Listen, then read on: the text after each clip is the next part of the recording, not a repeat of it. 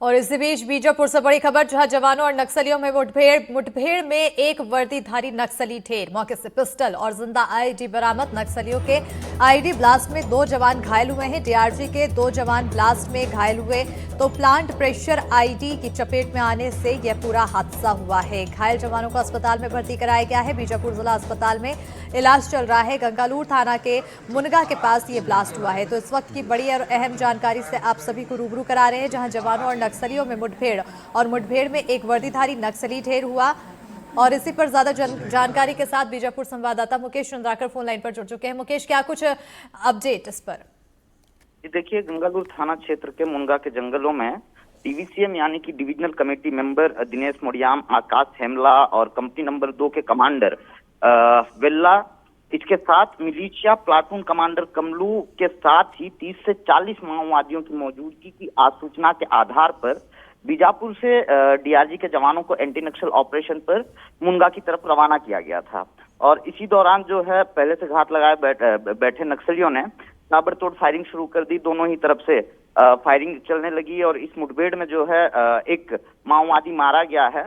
मारे गए माओवादी का शव बरामद कर लिया गया है। मारे गए माओवादी की अभी तक शिनाख्त नहीं हो पाई है, मगर घटना स्थल से जो है 9mm का पिस्टल, जिंदा आईडी और 6 नग रिमोट स्विच, जिसका इस्तेमाल माओवादी प्रेशर आईडी को ब्लास्ट करने के लिए क्या करते हैं।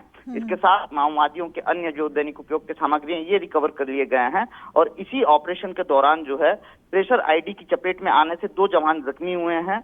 जो घायल जवान हैं इनमें मंगलू कुडियम और योगेश्वर शोरी शामिल हैं। दोनों घायल जवान डीआरजी कंपोनेंट से रहे हैं और घायल जवानों की स्थिति बिल्कुल सामान्य है और जिला चिकित्सालय में इन जवानों का उपचार चल रहा है। जी बिल्कुल।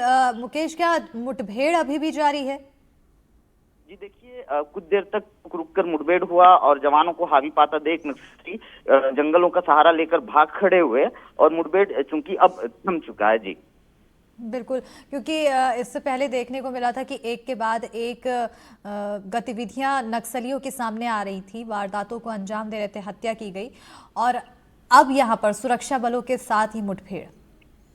जी देखिए, पिछले कुछ समय से हम देख रहे हैं कि सत्ता परिवर्तन के बाद से ही नक्सलवाद के उन्मूलन के लिए सरकार और पुलिस काफी आक्रामकता दिखा रही है और ऐतिहासिक सफलताएं जवानों को मिल रही हैं नक्सल मोर्चे पर।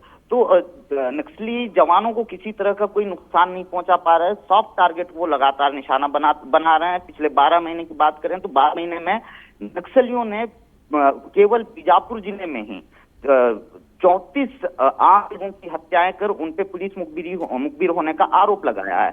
इस तरह की हत्याएं करके नक्सली आमतौर पर दहशत फैलाने की कोशिश करते हैं, दहशत बरकरार रखने की कोशिश करते हैं, जिसमें काफी हद तक कामयाब भी हो रहे हैं। मगर वहीं नक्सलियों के मौजूदगी की आसूचना के आधार पर जिस तरीके से ऑपरेशन चलाए जा रहे हैं, इसमें बड़ी संख्या में नक्सली मारे जा रहे हैं। नक्सलियों को बड़ा नुकसान उठाना पड़ रहा है। नक्सलियों के गढ़ में जो है कैंप स्थापित किए जा रहे हैं, उनके आधार इलाकों में एंटी नक्सल ऑपरेशन चलाए जा रहे हैं और जवानों को बड़ी कामयाबियां हाथ लग रही हैं। उन कामयाबियों में से एक कामयाबी ये भी है जिसमें जवानों ने एक वर्दीधारी माओवादी को मार गिराया है। जी बिल्कुल, बहुत शुक्रिया मुकेश तमाम जानकारी देने के लिए। तो कहीं ना कहीं अब यहाँ पर एक तरफ जहाँ जवान जरूर घायल हुए हैं, लेकिन एक वर्दीधारी नक्सली को मार गिराने की यहाँ पर जानकारी सामने आई है। बहरहाल इस पर और भी नजर बनी रहेगी कि आगे आखिर सुरक्षा बलों की टीम क्या कुछ कार्रवाई नक्सलियों के खिलाफ करती हुई दिखाई देती है।